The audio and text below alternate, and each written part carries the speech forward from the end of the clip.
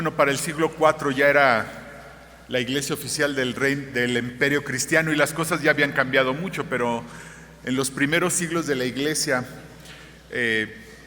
cuando nuestros hermanos de aquella época predicaban la palabra, pues la predicaron a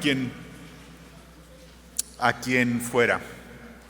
Y entonces hay historias muy interesantes, por ejemplo, de iglesias donde había señores, ¿verdad? O gente rica, ¿verdad? Y había esclavos. En una misma iglesia había gente pues muy rica y esclavos.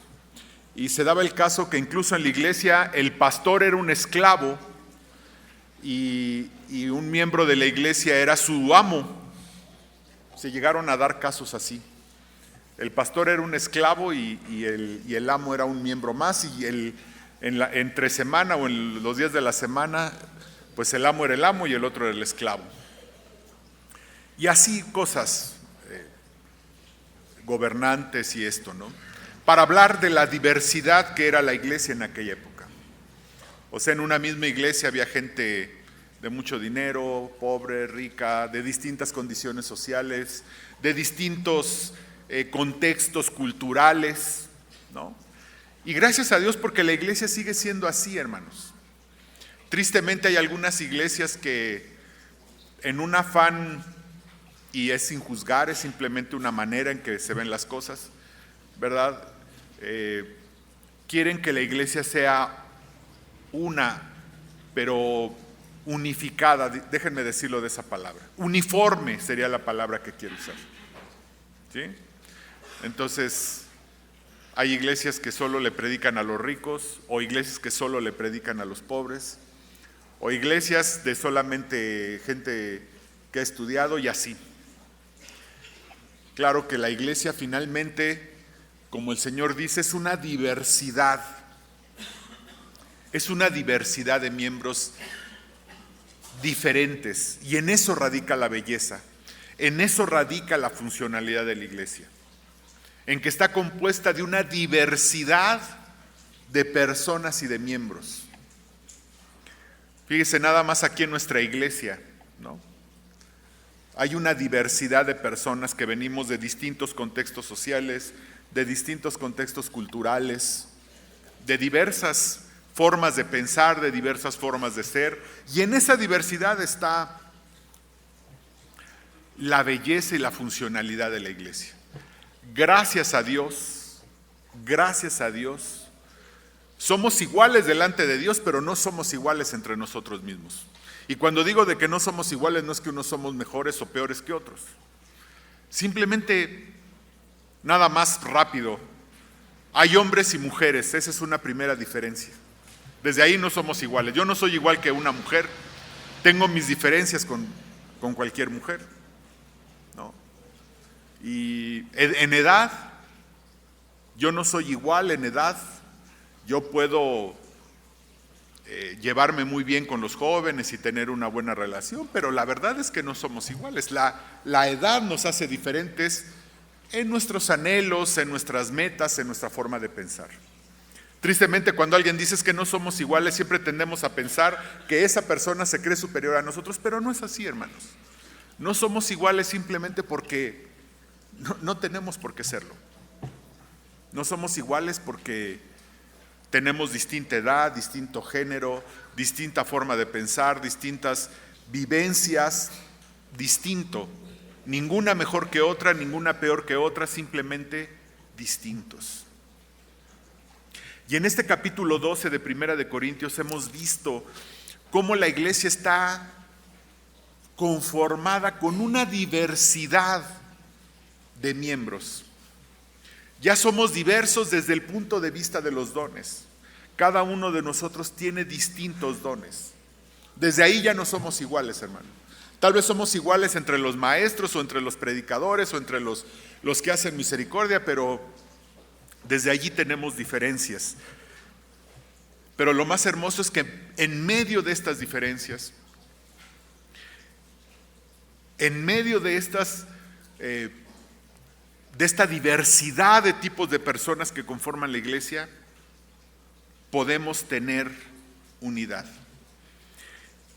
Y hoy vamos a ver el final, vamos a terminar hoy con el capítulo 2 y vamos a empezar con el capítulo 13. Primera de Corintios 12, 13 y 14 forman una unidad que habla acerca de los dones. Capítulos 12, 13 y 14 hablan acerca de los dones y forman una unidad. Y para entender completamente la enseñanza de los dones tenemos que entender completamente estos 3 capítulos. Pero vamos a orar, hermanos, para poder entrar al estudio de esto. Padre, te damos gracias, te alabamos, Señor, porque tú nos permites tu palabra, Señor, para entender acerca de tus dones. Tú estás interesado, Señor, en que sepamos acerca de los dones.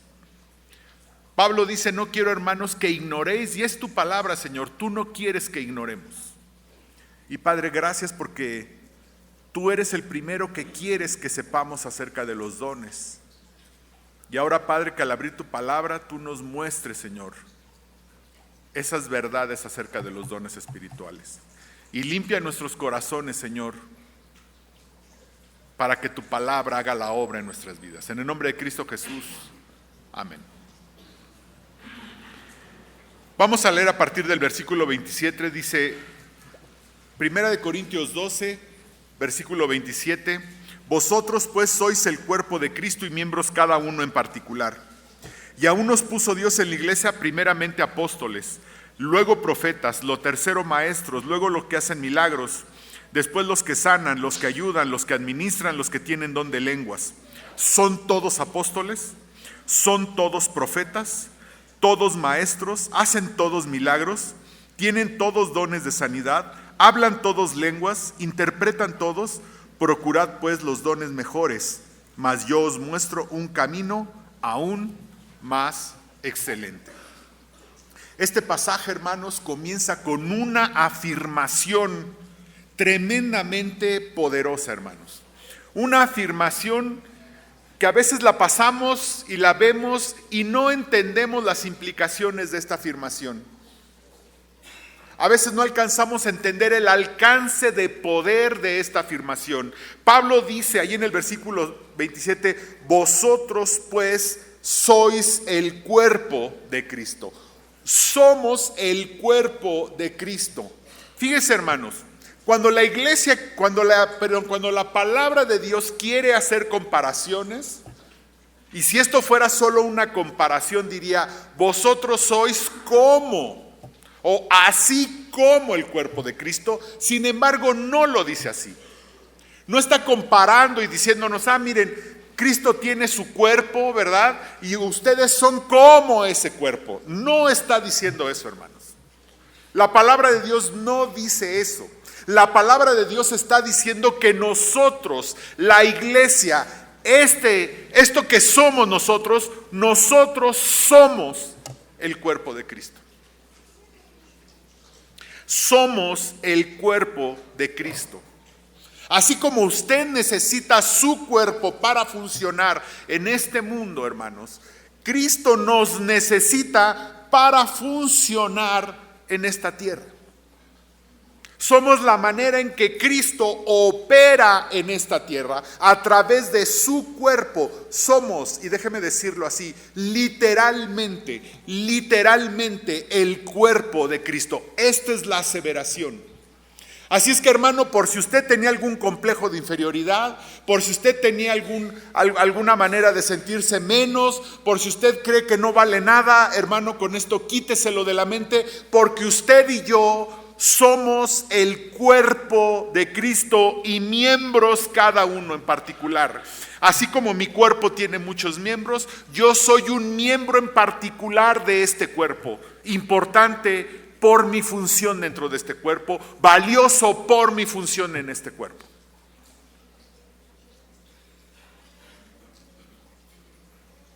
Si yo le dijera, hermano, no, su dedo meñique no le sirve, ¿por qué no lo cortamos? ¿Qué me diría usted?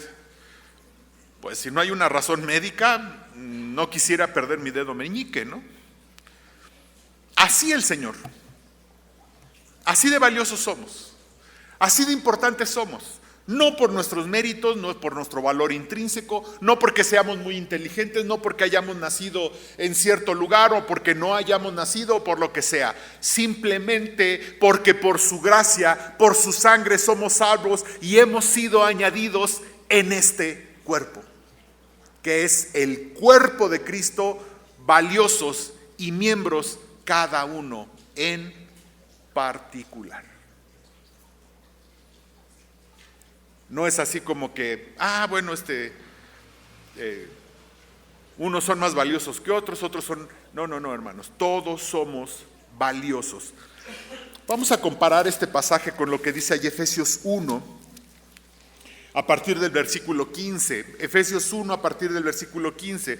Dice: por esta causa también yo, habiendo oído de vuestra fe en el Señor Jesús y de vuestro amor para con todos los santos, y Pablo sigue escribiendo, no ceso de dar gracias por vosotros. Versículo 17: para que el Dios nuestro, Jesucristo, el Padre de gloria, os dé espíritu, para que alumbren vuestros ojos. Versículo 19: y cuál la superintendente grandeza de su poder. Y así sigue escribiendo Pablo hasta que llega al versículo 22 y concluye todo este pasaje en el versículo 22 y dice: y sometió todas las cosas bajo sus pies y lo dio por cabeza sobre todas las cosas a la iglesia, la cual es su cuerpo, la plenitud de aquel que lo llena,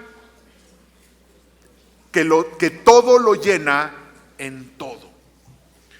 Y sometió todas las cosas bajo sus pies y lo dio por cabeza sobre todas las cosas a la iglesia. Cristo es la cabeza de la iglesia. Cristo es la cabeza, nosotros somos el cuerpo de Cristo. Pero lo que dice que es que somos la plenitud de Cristo. Somos su cuerpo, pero somos la plenitud de Cristo. Usted y yo, sin cuerpo no podemos, ni siquiera podemos vivir, para acabar rápido, ¿no? La plenitud de lo que somos está en nuestro cuerpo. Es la plenitud de lo que somos. Si yo no tengo un brazo, pues hasta allí está mi plenitud. ¿Cuál es mi plenitud? Tengo problemas para hacer ciertas cosas porque no tengo un brazo. Entonces, la plenitud de lo que somos, ¿en dónde se manifiesta? En nuestro cuerpo, ¿verdad? Usain Bolt puede correr 100 metros en menos de 10 segundos, esa es su plenitud. El cuerpo, nosotros somos la plenitud de Cristo. Todos, hermanos, todos, usted y yo, cada uno de nosotros somos importantes. La iglesia es importante. Usted y yo, como miembros del cuerpo de Cristo, somos completamente importantes.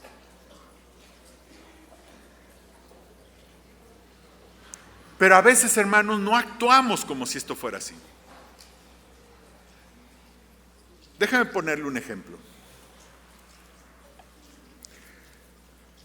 Imagínese que, vamos a suponer cuando mi esposa era mi novia, ¿no? O alguien, imagínese, los solteros, imagínense que encuentran una chica, ¿verdad? Una señorita guapa, ¿no? Y la ven y dicen, ay, qué señorita qué bonita personalidad, qué hermosa muchacha. Y usted se enamora perdidamente de esa señorita. Piensen que estoy hablando a los jóvenes solteros. ¿Y qué pensaría esa señorita si un día ese joven se le acerca y le dice, oye, es que estoy enamorado completamente de ti enamorado? Tu personalidad, tu corazón, todo lo que tú eres, estoy enamorado de ti. Lo único es que tienes un cuerpo horripilantemente feo.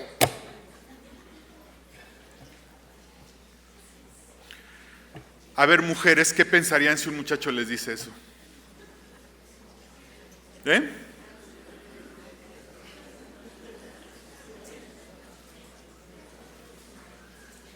¿Verdad que es absurdo? Bueno, pues algunos cristianos hacen eso. Señor, te amo, Te adoro, Señor, tú eres lo mío, pero tu cuerpo es horrible. Allí no hay amor, allí no hay esto, allí son así, allí son asados por las experiencias que hemos tenido. Muchos cristianos hacen ese absurdo. Señor, a ti te amo, pero tu cuerpo es horrible. Es absurdo, hermanos. Si no amamos al cuerpo de Cristo, no amamos a Cristo. Cuando nosotros amamos a una persona, la amamos completa. Completa. No podemos decir una cosa así, suena hasta, ¿no? Ah, sí, yo te amo, pero qué horrible cuerpo tienes, suena hasta contradictorio, hermano. Y si tenemos ese conflicto, hermano, tenemos un asunto mal. No estamos amando al Señor. Amar al Señor es amar su cuerpo. Amar al Señor Jesucristo es amar su cuerpo. Si usted tiene un problema con el cuerpo, usted tiene que resolverlo. Porque si no, usted tiene un problema con el Señor Jesucristo. No puede decir tal cosa, bueno, yo amo al Señor, pero yo con la iglesia no quiero nada porque me parece que allí los hermanos son muy carnales, feos, groseros, les falta amor, lo que usted le ponga. No puede pasar eso. Entonces no ama al Señor. No puede amar al Señor y no amar su cuerpo. Es tan simple como eso. Si no amamos al cuerpo, no amamos a Cristo. Si no amamos a Cristo, no amamos su cuerpo. Punto. Es así de simple. No me puede decir amo al Señor, pero me cae gorda la iglesia. ¿No? Te amo a ti, mujer, pero me cae gordo tu cuerpo. Ah, caray. ¿No? Y fíjense, nada tiene que ver si realmente es bello o no. Nada tiene que ver. Digo, nada más piensen, yo no tengo un cuerpo muy agraciado, sin embargo, mi esposa me ama completamente. Nada tiene que ver el amor con que el cuerpo sea perfecto, ¿no? Nada tiene que ver. Esto no es cerrar los ojos ante las realidades de que en esta iglesia y en cualquier iglesia hay personas que cometemos errores, que tenemos defectos, que no somos perfectas. No es cerrar los ojos ante eso, es simplemente que podemos amar el cuerpo de Cristo, no obstante que veamos los errores que las personas cometen. No quiere decir que no vemos los problemas, los hay, hermanos. Todas las iglesias tienen problemas. Si usted nada más piense un pecado por cada uno de nosotros, aquí rapidito hay 160 pecados. No es cerrar los ojos ante esa realidad, es amar no obstante esa realidad. Pero la belleza del cuerpo es precisamente por su diversidad, hermanos, por la diversidad que hay, y así debemos ser diversos, todos diversos y necesarios, todos somos necesarios para el plan que Dios tiene para su cuerpo. Dios tiene un plan para su cuerpo. Dios tiene una ruta para su cuerpo. Y usted y yo, cada uno de nosotros que Dios nos trajo aquí, que Dios nos tiene aquí, que Dios nos puso aquí, tiene un plan para este cuerpo. Y usted y yo somos necesarios en este cuerpo. Hemos sido colocados en el cuerpo según el diseño de Dios. Versículo 28, y aún nos puso Dios en la iglesia, y aún nos puso Dios en la iglesia. Usted y yo hemos sido colocados en el cuerpo según el diseño de Dios. Déjeme decirle que Dios en su mente pensó esta iglesia así como está. Y Dios en su mente diseñó esta iglesia y colocó a cada uno de nosotros, uno por uno, según este diseño que está aquí en la iglesia. Versículo 18, lo vimos unas semanas antes, mas ahora Dios ha colocado los miembros, cada uno de ellos, en el cuerpo como Él quiso. Los colocó como Él quiso. Usted y yo no estamos aquí porque le dijimos a Dios que queríamos un diseño de acuerdo a lo que nosotros pensamos y queremos. No, hermano, no fue así. Usted está aquí porque usted ha sido colocado por Dios, porque a usted lo trajo Dios de acuerdo a un diseño muy especial. Algunos de ustedes me dirán, no, pero hermano, yo vine aquí a la iglesia porque el hermano fulano me invitó y yo llegué y pues me cayeron bien los hermanos y después acepté a Cristo aquí, o venía yo de otra iglesia y me sentí cómodo y Sí, todo eso está bien, pero aunque usted no lo crea, Dios estaba obrando para que usted quedara en esta iglesia. Si usted lo analiza, si usted le pide a Dios, Dios le va a revelar que Él estaba moviendo las cosas para que usted viniera a este cuerpo y se quedara en este cuerpo de acuerdo a un diseño que Dios tenía en su mente.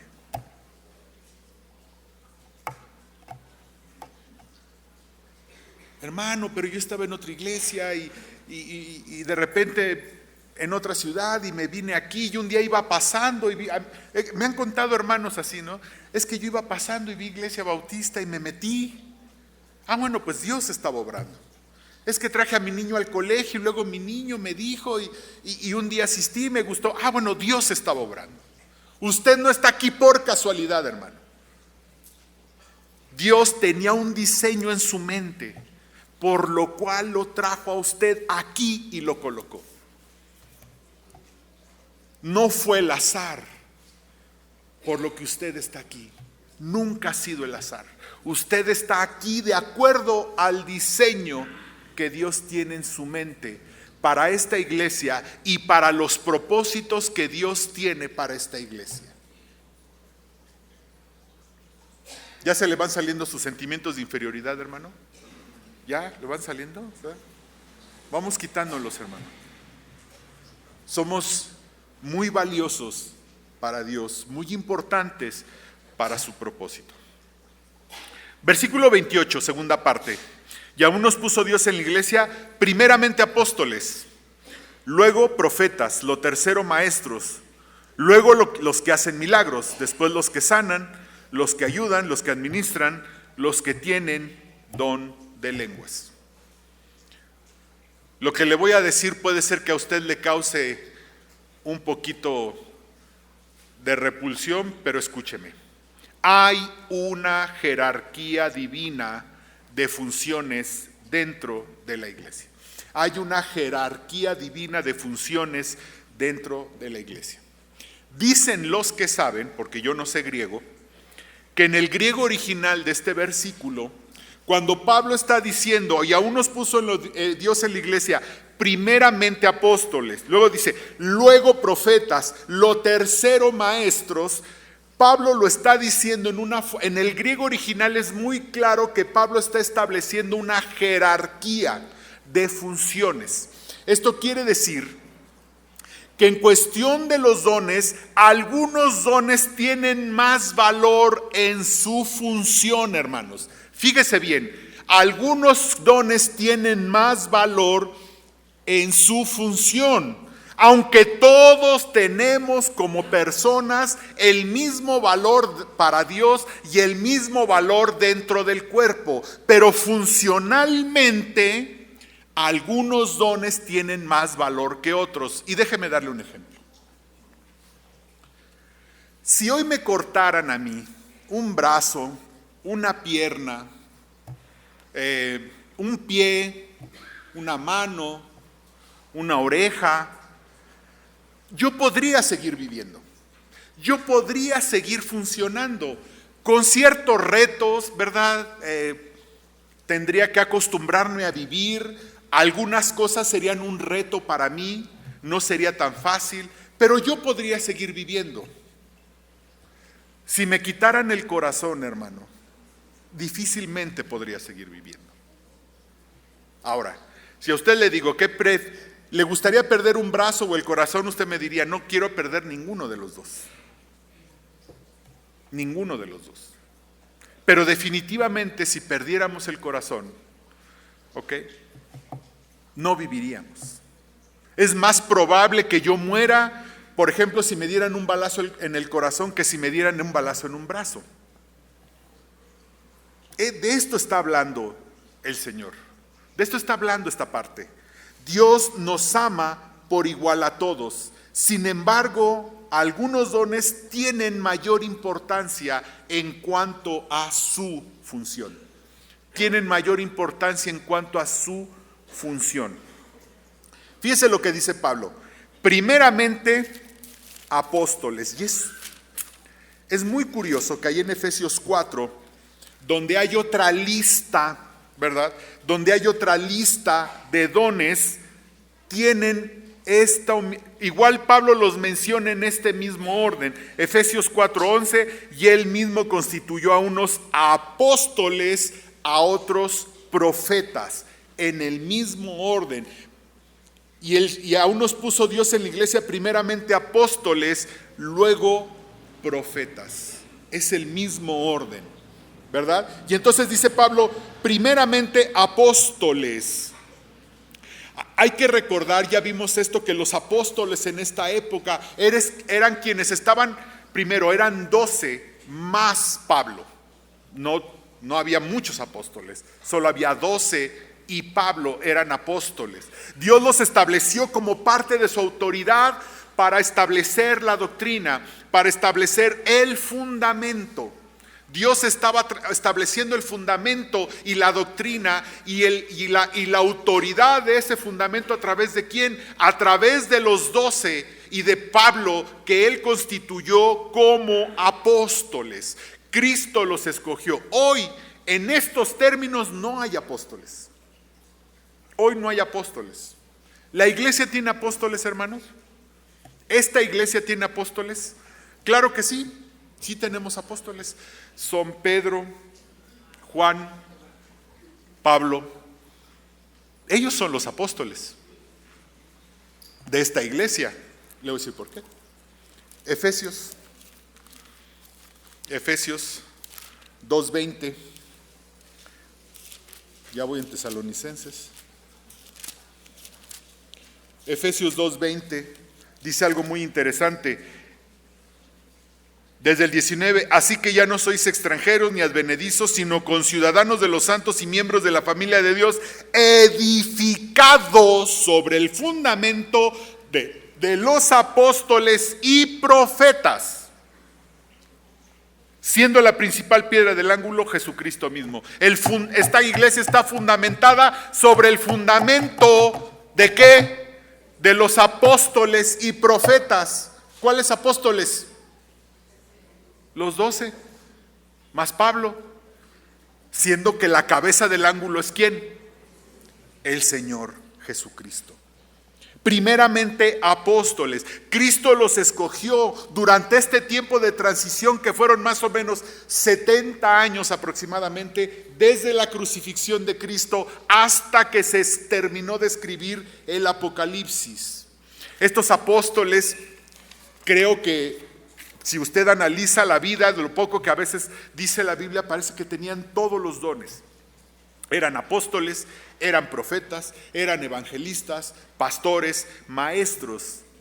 Era vital la importancia de estos apóstoles, porque ellos estaban estableciendo el fundamento, estaban comunicando la verdad, pero además Dios, a través de señales y prodigios, les estaba dando la autoridad como ministros del Señor, como apóstoles del Señor, para establecer el fundamento. Por eso dice, lo primero, apóstoles. Fueron los primeros que Cristo escogió. Los primeros que Cristo escogió. Y los estableció. Y estaban poniendo el fundamento. Ahora, el fundamento ya se puso, El fundamento ya está puesto. Se terminó de poner, insisto, allá por el año 100 de nuestra era. Se estableció el fundamento y ya. Cuando usted construye una casa, pone el fundamento y lo sigue poniendo. O sea, sigue construyendo con fundamento. Los cimientos los sigue poniendo, no. Los cimientos usted hace un hoyo, pone los cimientos Y hasta ahí llegamos. ¿Estamos de acuerdo? Luego dice, luego profetas, en el mismo orden que Efesios 4:11, junto con los apóstoles, formaron el fundamento de la iglesia. Había profetas que profetizaban la verdad de Dios. Lo dijimos en semanas pasadas, en esta época la Biblia no estaba escrita, no se había terminado de escribir, y entonces estos profetas establecían la doctrina y hablaban la verdad de Dios que Dios les comunicaba. Ya vimos en Efesios 2:20 que el fundamento estaba sobre lo que estaban estableciendo los apóstoles y profetas. Ellos echaron el fundamento de la iglesia, donde la piedra del ángulo es nuestro Señor Jesucristo. Todos los apóstoles profetizaron, pero no todos los profetas fueron apóstoles. El caso es Lucas. Lucas era un profeta. Lucas escribió el Evangelio de Lucas. Lucas escribió el libro de los Hechos. Él es un profeta, pero él no era apóstol. Él no era apóstol. Lo tercero, maestros, dice Pablo. Lo tercero, maestros. ¿Qué hace un maestro, hermanos? No da clase, ¿eh? Un maestro puede dar o no dar clase. Ojo, ¿eh? Un maestro, fíjese lo que le digo, un maestro puede dar o no dar clase. Lo que hacen los maestros es asimilar, sistematizar y comunicar con la voz o escrito la palabra de Dios. Asimilar, sistematizar y comunicar la palabra de Dios. Esto es lo que hace un maestro. Los maestros, los profetas, como dice aquí, ya no hay en esta época. Dejó de haber profetas, insisto, allá por el año 100. Dejó de haber apóstoles cuando murió el último apóstol, que fue Juan. Dejó de haber profecía en este sentido cuando se terminó el canon de la Biblia ya por el año 100. Pero el don que sí sigue vigente hasta hoy es el de maestros. Hoy todavía hay maestros, hermanos que asimilan la palabra de Dios, la sistematizan y la comunican de manera verbal o puede ser escrito. Algunos de estos maestros tienen el don pastoral. Ahí en Efesios 4:11 dice pastores y maestros. Dicen los que saben griego que esa conjunción de pastores y maestros es dos funciones en la misma persona. La forma en que está escrito habla de dos funciones en la misma persona. Entonces, algunos maestros tienen el don pastoral. Todos los pastores son maestros, hermano. Todos los pastores son maestros, pero no todos los maestros son pastores. No todos los maestros son pastores. El maestro edifica sobre el fundamento. El fundamento está puesto. El fundamento está aquí, hermanos. El fundamento, ya lo rompí. El fundamento está aquí, hermanos. Y el maestro edifica sobre el fundamento. Como les decía, ya no hay apóstoles y profetas en el sentido de este tiempo de transición. Hoy los apóstoles, no en este sentido como los 12 y el apóstol Pablo, podemos decirle apóstoles a los misioneros, apóstoles un enviado. Hoy hay profetas, pero más en el sentido no de revelar revelación nueva, sino en el de revelar lo que ya está revelado. ¿Qué hace hoy un profeta o un predicador? Toma las verdades de la Biblia y lo único que hace es las aplica a la vida diaria. Lo único que hace es que las hace simples para que los escuchamos podamos aplicarlas a la vida diaria. De los dones vigentes, hermano, de los dones vigentes, el don de enseñanza es el que tiene más importancia para el cuerpo de Cristo en su función, hermanos. No importancia de la persona, no es que ahora vamos a tomar a los maestros y los vamos a poner en un nicho, no, hermano, no es esa importancia. Simplemente en función o funcionalmente la enseñanza es más importante para el cuerpo de Cristo. Sin enseñanza, hermanos, sin enseñanza sana, buena, relevante, importante, el cuerpo de Cristo no está saludable. Sin enseñanza, el cuerpo de Cristo no está saludable. Los dones que siguen, fíjese lo que dice. Y aún nos puso Dios en la iglesia, primeramente apóstoles, luego profetas, luego tercero maestros, luego los que hacen milagros, después los que sanan, los que ayudan, los que administran, los que tienen don de lenguas. Los dones que siguen, o sea, los que hacen milagros, los que sanan, los que ayudan, tienen funciones que están subordinadas a estos tres primeros. Sus funciones son menos cruciales para el cuerpo de Cristo y están subordinados no en función de autoridad, sino subordinados a estos. Mira, hermano, sin una buena enseñanza sana, los demás dones no pueden operar. No se puede evangelizar sin una buena enseñanza. Si no se enseña correctamente la Biblia, no se puede evangelizar, no se puede servir, no se puede exhortar sin una buena enseñanza. Sin una buena enseñanza el cuerpo sufre. Pero déjeme decirle algo que descubrí mientras estudiaba este pasaje. Este pasaje nos habla de que apóstoles y profetas pusieron el fundamento, ¿no? Y son, déjeme decirlo, si fuera nuestro cuerpo, son los órganos vitales. Sería el corazón, el hígado, ¿no? Serían esos órganos que si se destruyen, perderíamos la vida. Los demás dones, como el de exhortación, servicio, misericordia, el de maestros es como edificar un edificio, ¿ok? El de maestros es como aquellos órganos más externos que si bien no nos moriríamos, pero nuestro cuerpo sufriría si algo nos pasara. En una casa sería las paredes, ¿no? Edificar. Y luego están los otros órganos o los otros dones: milagros, ayudar, servir, misericordia, exhortación, administrar, que tal vez son menos cruciales para el cuerpo, hermanos. Tal vez son menos cruciales, pero ¿sabe qué son los que se ven? Serían como nuestros órganos externos. En una casa serían todos los adornos de una casa. Y déjeme decirle algo, hermano. La belleza de una iglesia se ve por ese tipo de dones.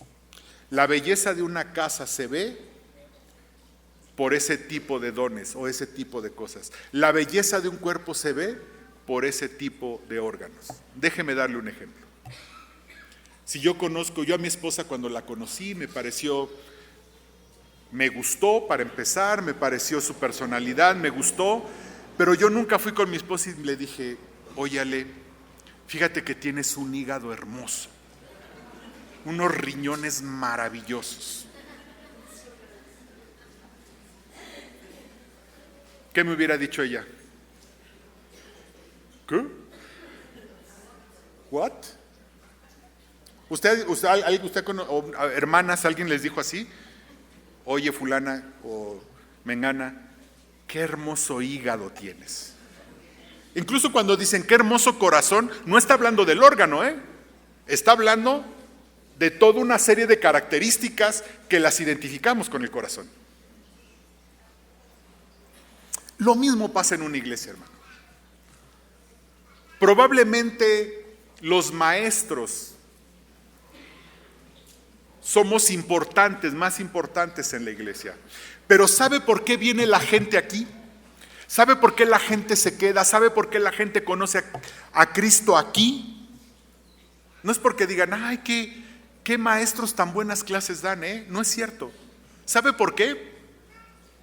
Por el hermano que los recibió, por el hermano que los atendió en la cocina, por el hermano que los escuchó si tenían algún problema. Fíjense cómo Dios equilibra las cosas.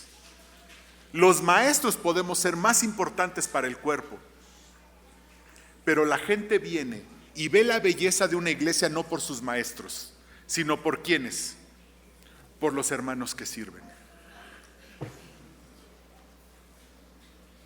Mucha gente viene a esta iglesia y no vuelve porque no la servimos correctamente. Y mucha gente se queda en esta iglesia que viene por primera vez porque alguien le sirvió, alguien le escuchó, alguien le exhortó, alguien oró por ella. Y eso lo hacen hermanos con otros dones. Dios equilibra. Dios da honra a unos y a otros, hermano. Dios equilibra esto. Pero déjeme hacerle una última observación.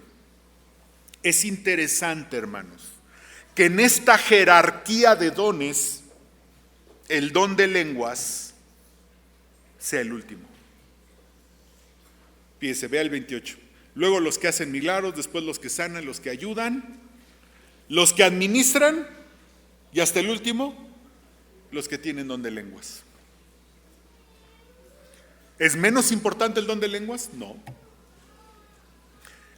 ¿Estamos menospreciando el don de lenguas? No. Pero sí es el menos importante en esta jerarquía.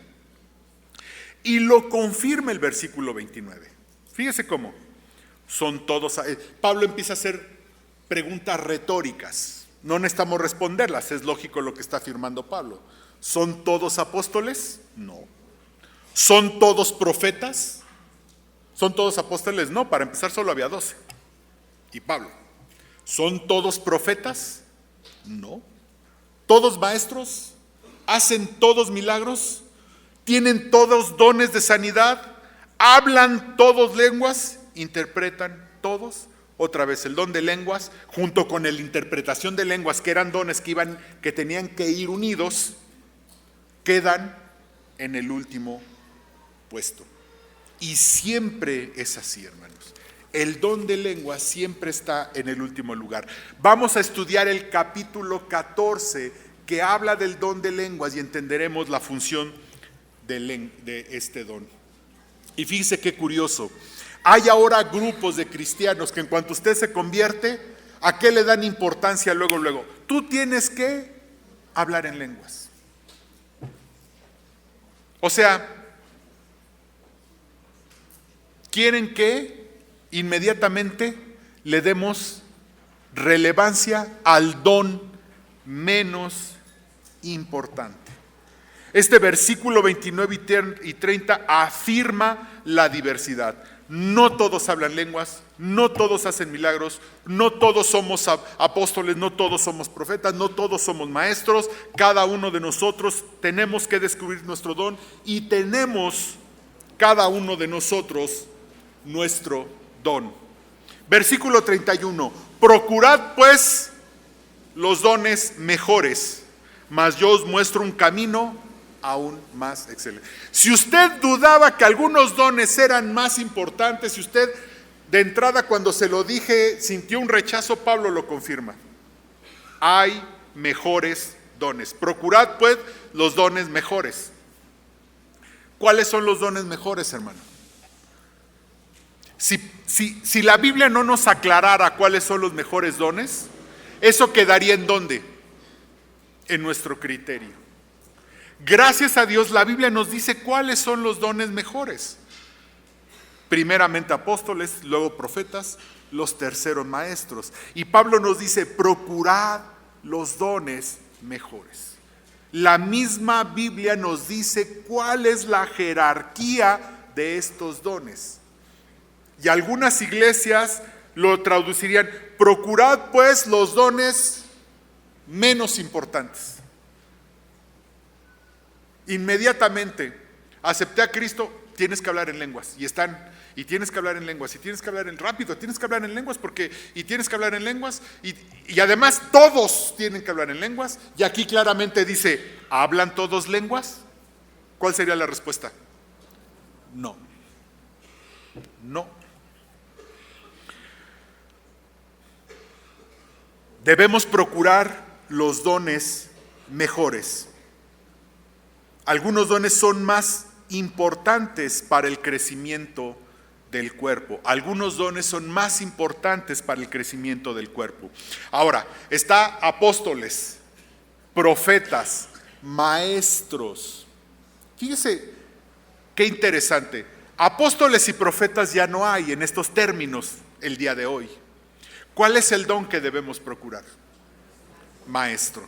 Hermano, todos debemos, aunque no tengamos el don, hermano, todos debemos ser maestros. Probablemente usted no tenga el don de maestro. Probablemente usted no tenga esa habilidad espiritual, pero todos debemos procurar, ¿qué? Enseñar a otros. Todos debemos procurar enseñar a otros. Tal vez yo no tenga el don de evangelismo, pero debo procurar evangelizar a otros. Tal vez yo no tenga el don de servicio, pero debo servir. Tal vez yo no tenga el don de exhortación, pero debo exhortar. Y la palabra procurar en el griego original, dicen los que saben, que es un celo, un deseo ardiente. Así es que la enseñanza sería, debemos tener un celo ardiente por enseñar la palabra de Dios. Debemos tener un celo ardiente por enseñar la palabra de Dios. Un celo ardiente por descubrir nuestros dones. Cristo, nuestro Señor, está más interesado en que usted conozca sus dones que usted mismo. Y lo fundamental es enseñar la Biblia. Ya no estamos echando fundamento. Debemos enseñar la palabra de Dios de manera relevante, importante y actual. Llevar la palabra de Dios a todas las personas que nos rodean. Enseñar la palabra de Dios a todas las personas que nos rodean. Y Pablo termina, mas yo os muestro un camino más excelente. Es la introducción al capítulo 13 que habla sobre el amor. Es la introducción al capítulo 13 que habla sobre el amor. Y muchos llegan a este capítulo 13 para encontrar lo que se dice del amor, que es cierto, pero qué curioso que cuando Pablo habla del amor, lo habla en el contexto de los dones espirituales. ¿Qué tiene que ver el amor con los dones espirituales? Pero eso lo veremos la siguiente semana. Oremos. Padre Celestial, gracias Señor por los dones que tú nos has dado. Gracias Padre por la diversidad. Gracias Padre porque tú nos pides, y no está mal desear o anhelar los mejores dones.